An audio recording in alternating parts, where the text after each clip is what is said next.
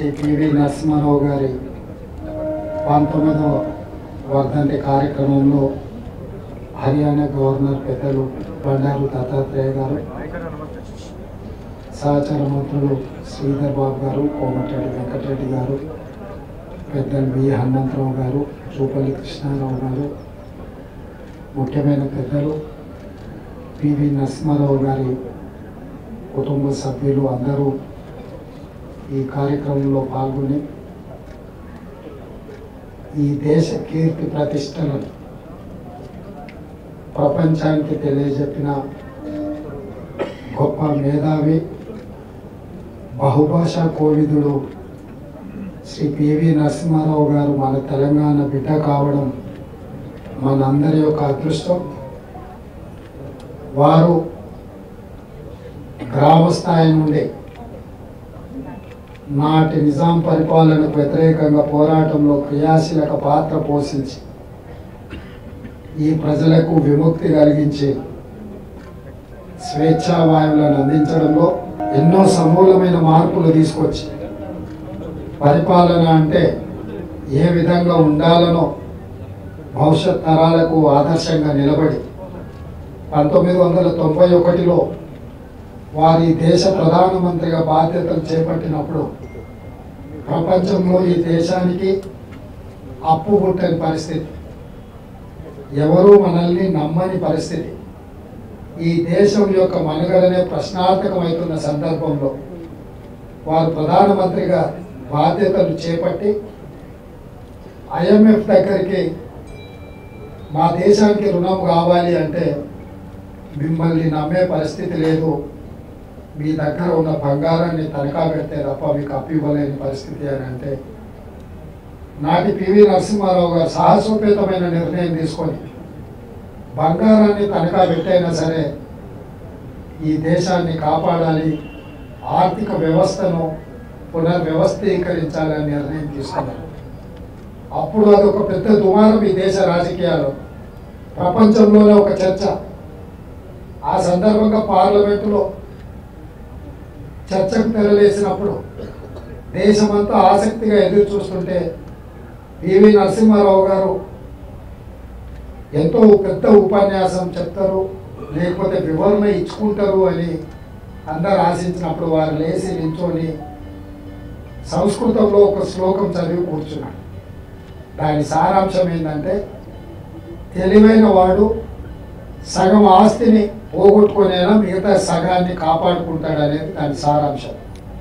బంగారాన్ని ఎందుకు మీరు కుదవబెట్టి అప్పులు తీసుకొస్తున్నారు అని చర్చించినప్పుడు, ప్రశ్నించినప్పుడు మిగతా సగం కాపాడుకోవడం కోసమైనా ఒక సగాన్ని వదులుకోవడం విఘ్నుడు చేసే పని అని చెప్పి వారు ఆనాడు చెప్పిండ్రు.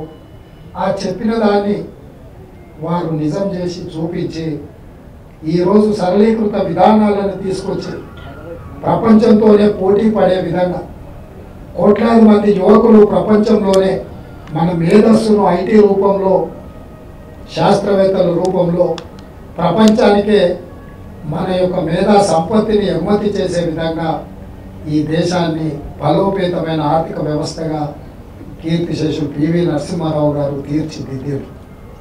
వారికి ఈ దేశం ఎప్పుడు రుణపడి ఉంటుంది.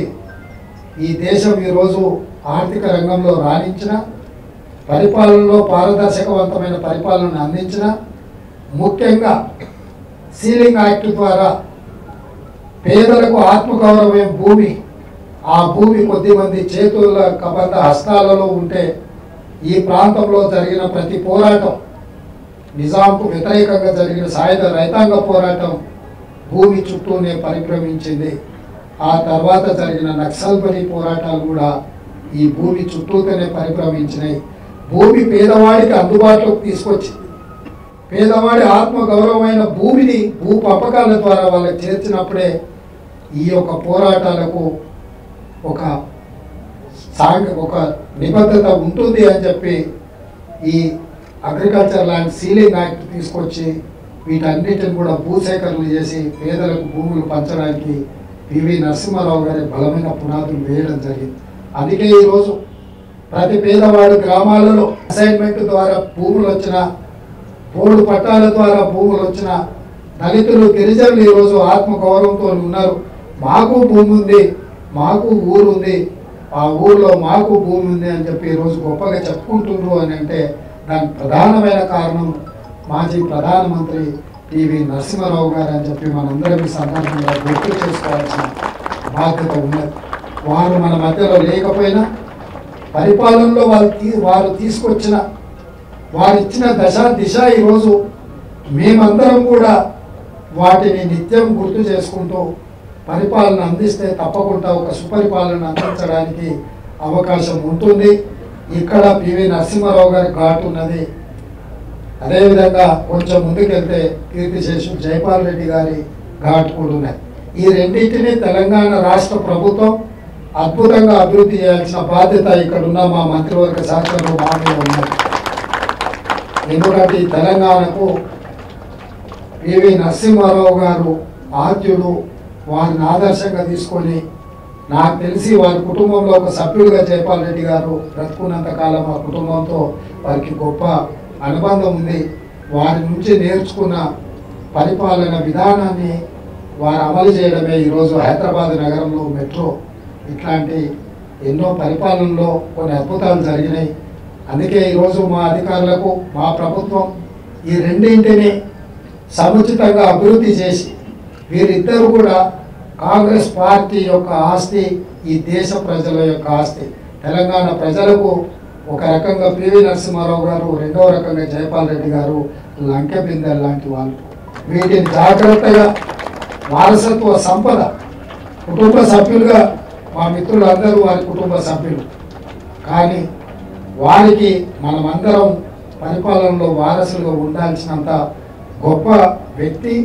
వారు ఆచరణ చేసి చూపించి ఒక మంచి పరిపాలన అందించిన మాజీ ప్రధానమంత్రి పివి నరసింహారావు గారికి దేశ స్థాయిలో సముచితమైన గౌరవం ఇవ్వడానికి అవసరమైన కేంద్ర ప్రభుత్వ నిర్ణయాలను కూడా తీసుకునే విధంగా తెలంగాణ రాష్ట్ర ప్రభుత్వం నుంచి అవసరమైన ప్రతిపాదనలు పంపించడం కానీ, కేంద్ర ప్రభుత్వంతో చర్చించడం కానీ, రాజకీయాలకు అతీతంగా ఈరోజు కూడా మన్ననలు పొందుతున్న గొప్ప మహానుభావుడు పివి నరసింహారావు గారు.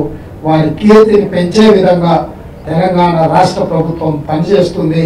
వారిని ఆదర్శంగా తీసుకొని పరిపాలనలో సమూలమైన మార్పులు తీసుకొచ్చి పారదర్శకవంతమైన పరిపాలన అందించడమే కాకుండా దళితులకు, గిరిజనులకు, బలహీన వర్గాలకు, మహిళలకు, మైనారిటీలకు ఈ ప్రభుత్వంలో వారిని ఆదర్శంగా తీసుకొని సముచితమైన సంక్షేమ పథకాలలో సింహభాగం, అభివృద్ధిలో వారి భాగస్వామ్యాన్ని మా ప్రభుత్వం ముందుకు తీసుకెళ్తుందని తెలియజేస్తూ మీ అందరి దగ్గర సెలవు తీసుకుంటున్నాను.